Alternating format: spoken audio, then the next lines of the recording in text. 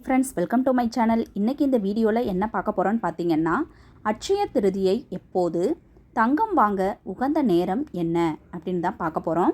வீடியோக்குள்ளே போகிறதுக்கு முன்னாடி நம்ம சேனலை இப்போ தான் ஃபஸ்ட் டைம் பார்க்குறீங்கன்னா சப்ஸ்கிரைப் பண்ணிவிட்டு பாருங்கள். அட்சய திருதியை என்பது ஒவ்வொரு வருடமும் சித்திரை மாதம் வரக்கூடியது.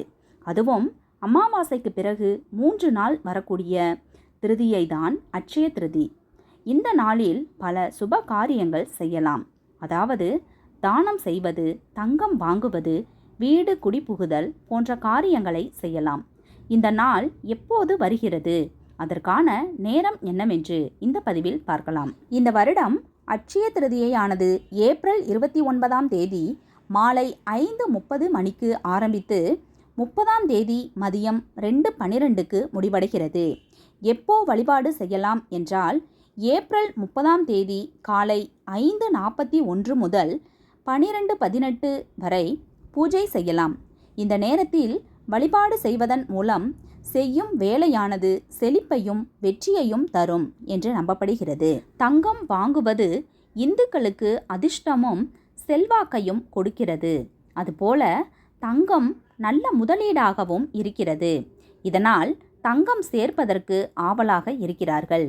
இந்த நாளில் லட்சுமி தேவியையும் விஷ்ணு பகவானையும் வழிபட்டால் மகிழ்ச்சி பெருகும். இந்த நாளில் தங்கம் வாங்கினால் பெருகிக் கொண்டே போகும். தங்கம் வாங்க முடியவில்லை என்றால் வெள்ளி கூட வாங்கலாம். அட்சய திருதியை நாளில் தங்கம் வாங்கினால் தங்கம் பெருகிக் கொண்டே இருக்கும் என்பது ஐதீகமாக இருக்கிறது. அந்த வகையில் எப்போது வாங்கலாம் என்று தெரிந்து கொள்வோம். ஏப்ரல் மாதம் 30ஆம் தேதி காலை 5:41 முதல் மதியம் 2:12 வரை தங்கம் வாங்க உகந்த நாளாக இருக்கிறது.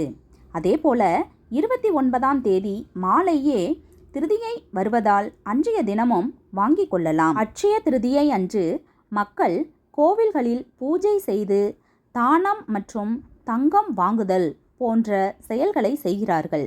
இதுபோல செய்வதனால் செல்வ நிலையானது உயரும் என்ற நம்பிக்கை இருக்கிறது. அட்சய திருதியை அன்று தங்கம் வாங்குவது ஆன்மீக மற்றும் நிதி சேர்க்கையை குறிக்கிறது. இந்த நாளில் செய்யப்படும் முதலீடுகள் நிலையான மற்றும் செல்வத்தை அதிகரிக்கும் என்று நம்பப்படுகிறது. அது மட்டுமின்றி தங்கம் வாங்குவதால் குடும்பத்தின் செல்வாக்கும் சமூக அந்தஸ்தும் அதிகரிக்கிறது. இந்த கலாச்சார பாரம்பரியத்தின் மூலம் செல்வமும் ஆன்மீகமும் உயர்கிறது.